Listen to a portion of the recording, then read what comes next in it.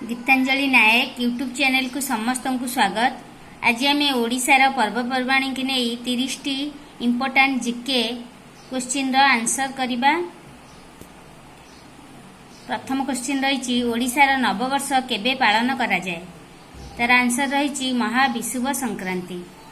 2 रे बालीजात्रा पई केउं जिला प्रसिद्ध कटक।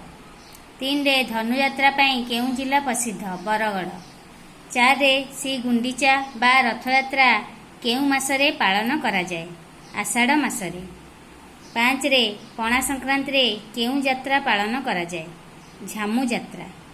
6 रे ओडिशार विश्व प्रसिद्ध यात्रार नाम कौन रथ यात्रा। 7 रे तारा तारिणी मेला पई केउं जिला प्रसिद्ध गंजाम। 8 रे माघ सप्तमी केउंठारे पालन करा जाए कोणार्क। 9 रे केउं मास खुदुरकुणी ओषा पालन करा जाए भाद्रव मास। 10 रे नुआखाई केउं मानकर मुख्य पर्व पश्चिम ओडिशावासी मानकर मुख्य पर्व। 11 रे दीपावली केउं मासरे पालन करा जाए कार्तिक मासरे। 12 रे केउं पर्व रे महालक्ष्मी को पूजा करा जाए सुदशा व्रत।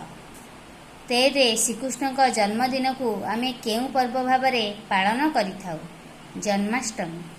14 रे केउं पर्व को राखी पूर्णिमा मध्य कहा जाय थाए गम्हा पूर्णिमा। 15 रे होली पर्व केउं मासरे पालन करा जाए फाल्गुन। 16 रे केउं पर्व रे मुआ खिया जाय थाए धनु संक्रांति रे। 17 रे ओडिया घरे बड़ पिलांग पई केउं पर्व पालन करा जाय थाए प्रथमाष्टमी। 18 रे दंड नाच ओडिशार केउं जिले में पालन करा जाए गंजाम दंड नाच पई प्रसिद्ध। 19 रे अक्षय तृतीया दिन केउं यात्रा आरंभ होता है चंदन यात्रा।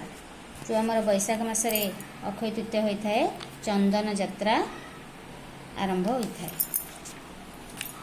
20 रे जगन्नाथଙ୍କ जन्म दिवस को केउं पर्व भाव पालन करा जाए स्नान यात्रा जहाँ ज्येष्ठ मासरे आमर पालन करा जाय थाए।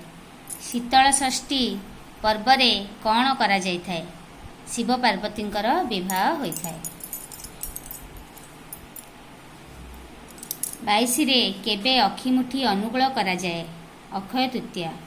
23 रे कुमार पूर्णिमा ओडिशार केउं जिलार मुख्य पर्व ढेंकानाल जिला।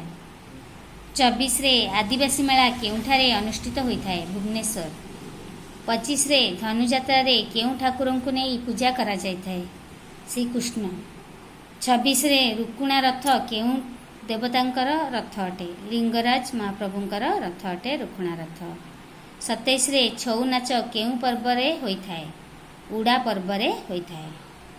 28 रे ओडिशार केउंठारे दुर्गा पूजा पई प्रसिद्ध कटक जिला दुर्गा पूजा पई प्रसिद्ध।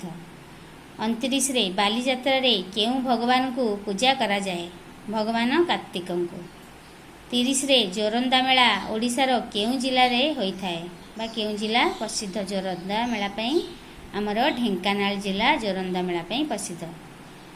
आशा करछि भिडियोटी भल लगे निश्चिंत लाइक करेंगे शेयर करेंगे कमेंट देवे। अगर जदि चैनल को सब्सक्राइब करना तेरे निश्चिंत सब्सक्राइब करने।